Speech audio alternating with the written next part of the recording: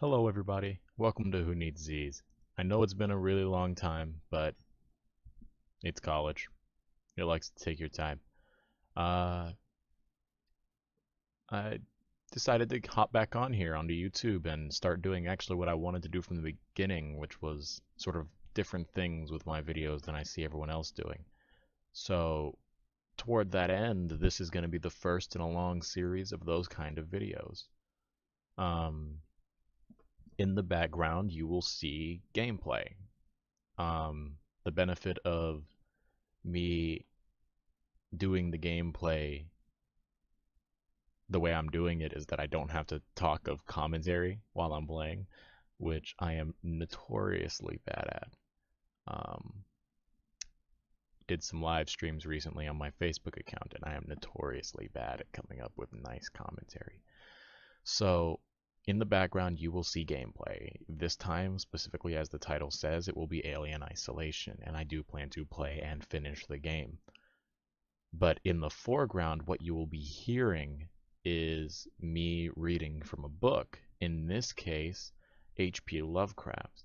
The story I'm reading is The Beast in the Cave. I just wanted to give you a little disclaimer. He writes hard. It's like if you combined Old England and British literature into one big massive thing. Also, there's stuff like that. I'm in a basement with 6 other people in this house, it feels like. So it's never truly quiet. So every now and then you'll hear one of my family members say something. But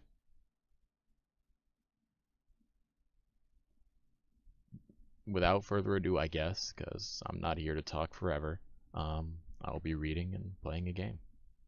Alright? We will start our reading with The Beast in the Cave by H.P. Lovecraft.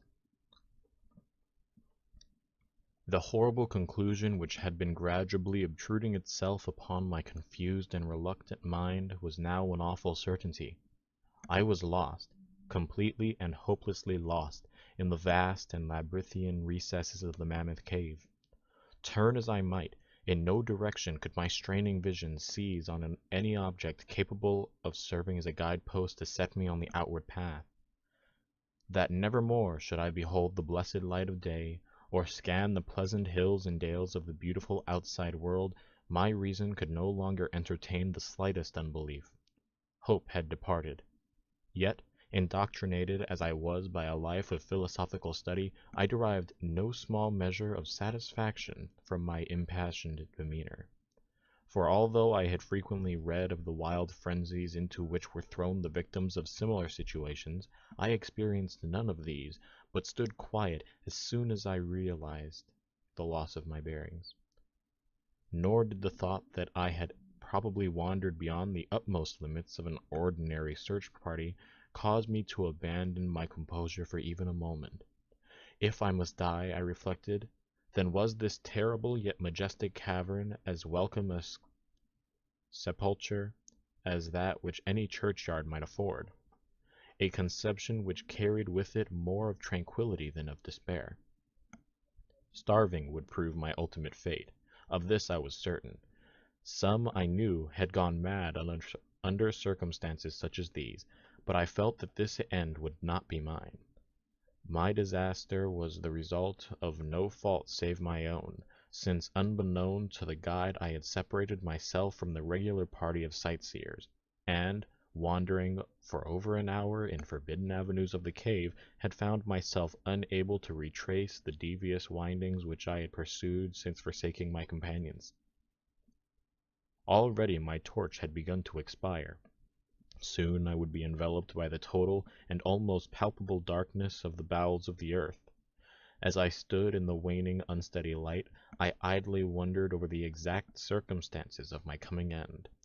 I remembered the accounts which I had heard of the colony of consumptives, who, taking their residence in this gigantic grotto to find health from the apparent salubrious air of the underground world, with its steady, uniform temperature, pure air, and peaceful quiet, had found, instead, death in strange and ghastly form.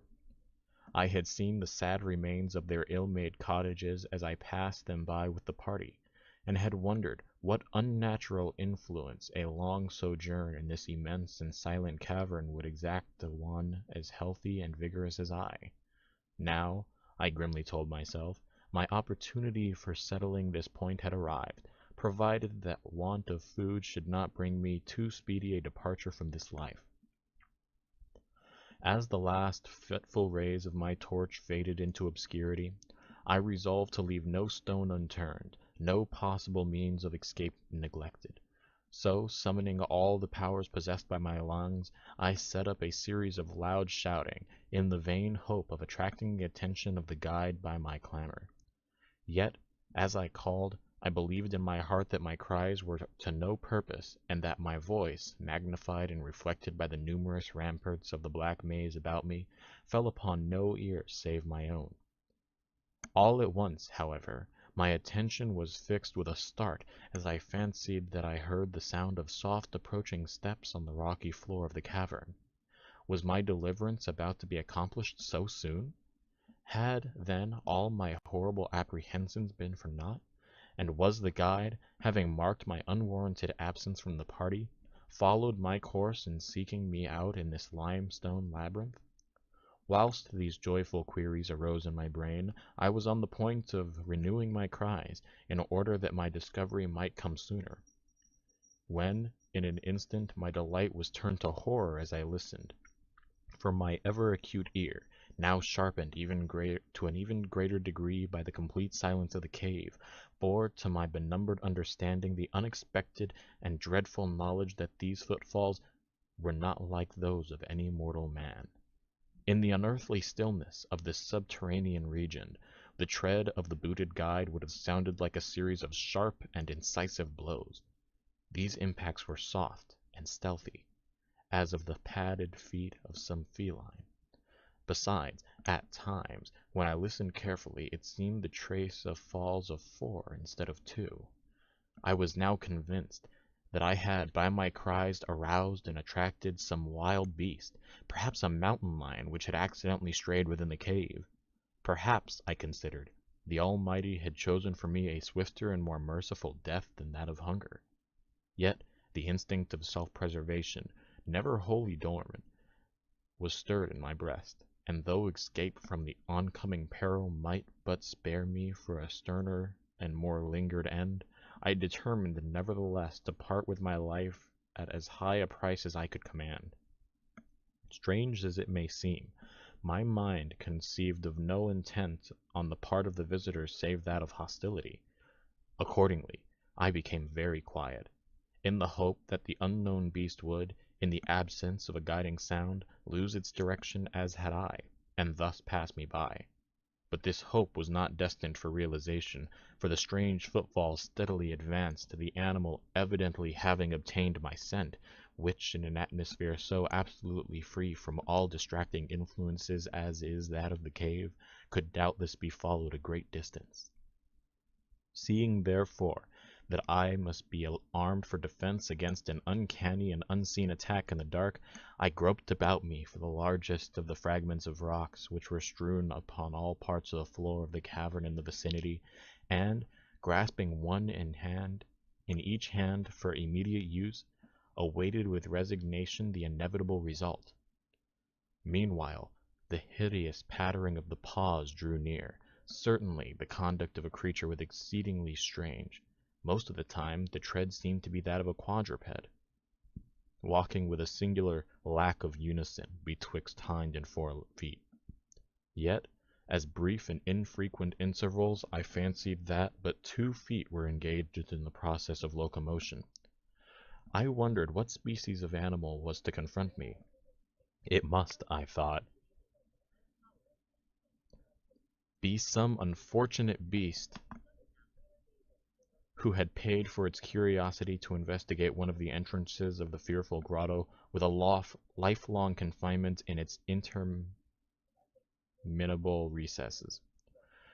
It doubtless obtained as food the eyeless fish, bats, and rats of the cave, as well as some of the ordinary fish that are wafted in at every freshlet of Green River. which communicates in some occult manner with the waters of the cave.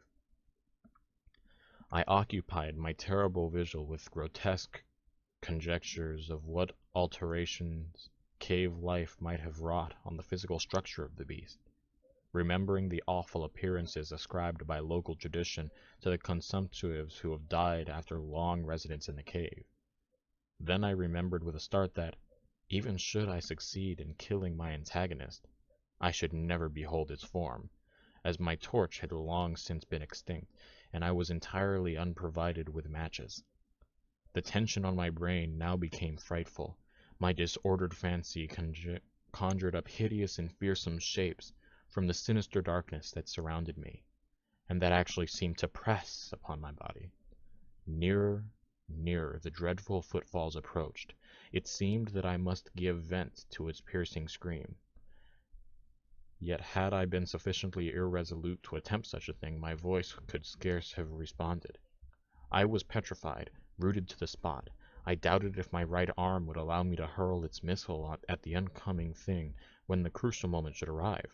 Now the steady pat, pat of the steps was close at hand. Now, very close.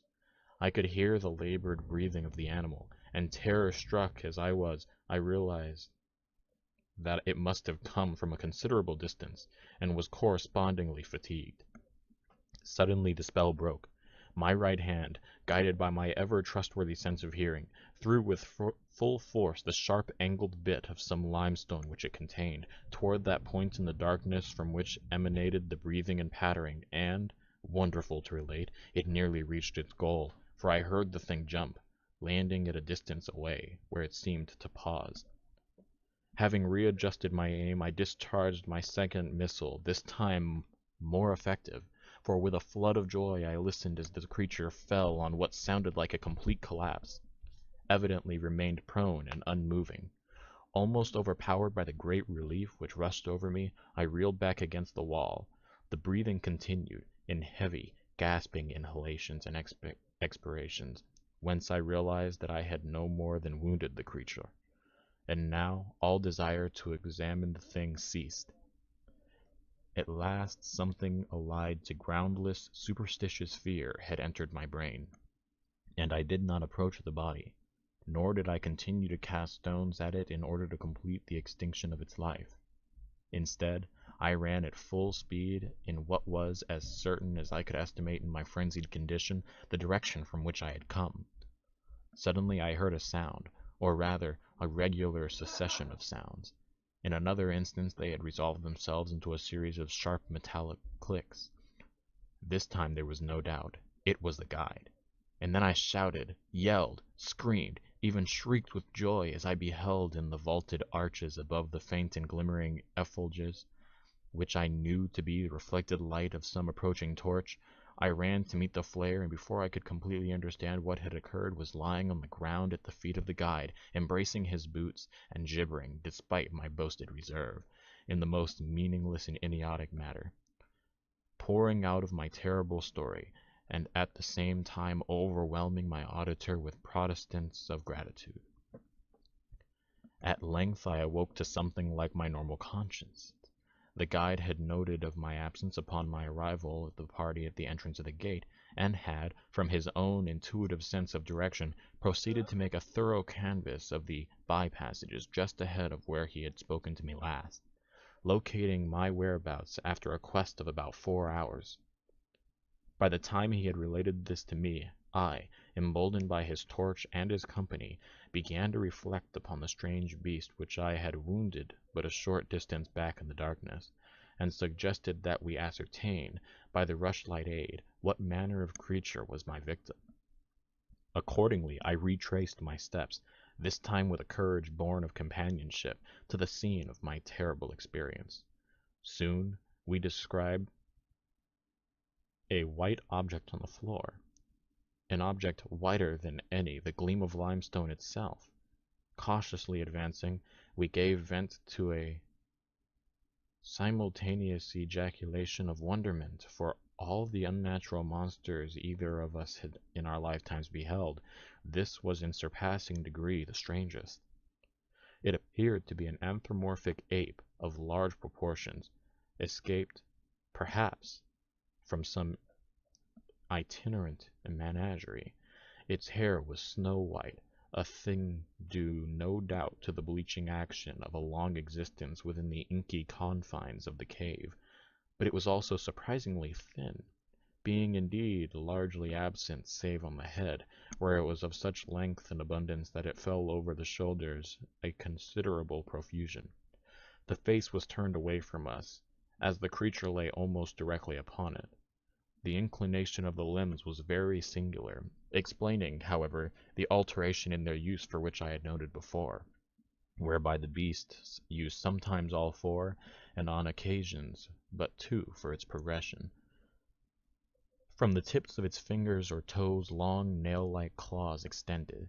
The hands or feet were not prehensile, a fact that I ascribed to that long residence in the cave, as I before mentioned, seemed evident from the all-pervading and almost unearthly whiteness so characteristic of the whole anatomy. No tail seemed to be present. The respiration had now grown very feeble, and the guide had drawn his pistol with the evident intent of dispatching the creature, when a sudden sound emitted by the latter caused the weapon to fall unused. The sound was of a natural difficulty to describe. It was not like the normal note of any known species of simian, and I wondered if this unnatural quality were not the result of a long continued and complete silence, broken by the sensation produced by the advent of the light, a thing which the beast could not have seen since its first entrance into the cave. The sound, which I might feebly attempt to classify as a kind of deep-toned chattering, was faintly continued. All at once a fleeting spasm of energy seemed to pass through the frame of the beast. The paws went through a convulsive motion, and the limbs contracted. With a jerk, the white body rolled over such that its face was turned in our direction. For a moment I was so struck with horror at the eyes thus revealed that I noted nothing else. They were black, those eyes, deep, jetty black, in hideous contrast to the snow-white hair and flesh. Like those of other cave denizens, they were deeply sunken into their orbits, and were entirely destitute of irises. As I looked more closely, I saw that they were set in a face less prognathous than that of the average ape, and infinitely more hairy. The nose was quite distinct. As we gazed upon the uncanny sight presented to our vision, the thick lips opened and several sounds issued from them, after which the thing relaxed in death. The guide clutched my coat sleeve and trembled so violently that the light shook fitfully, casting weird, moving shadows on the walls around us. I made no motion, but stood rigidly still, my horrid eyes fixed upon the floor ahead. Then fear left, and wonder, awe, compassion, and reverence succeeded in its place, for the sounds uttered by the stricken figure that lay stretched out on the limestone had told us of the awesome truth. The creature I had killed, the strange beast of the unfathomable caves, was, or had at one time been, a man.